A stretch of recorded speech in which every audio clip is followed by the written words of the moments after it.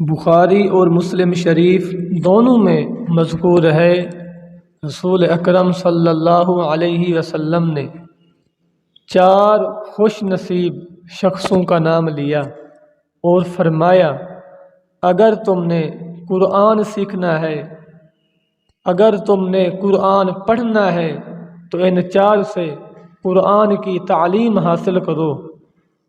وہ 4 کون سے صحابی ہیں؟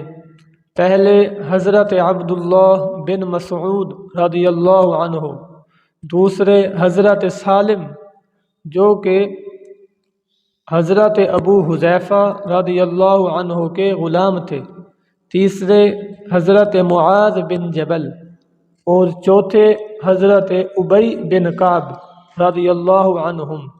آپ ان 4 کی شان دیکھیں جن کے بارے میں رسول اکرم صلی اللہ علیہ وسلم فرما رہے ہوں، اگر تم نے قرآن سیکھنا ہے، قرآن کی تعلیم حاصل کرنی ہے تو ان 4 صحابہ سے قرآن کی تعلیم حاصل کرو۔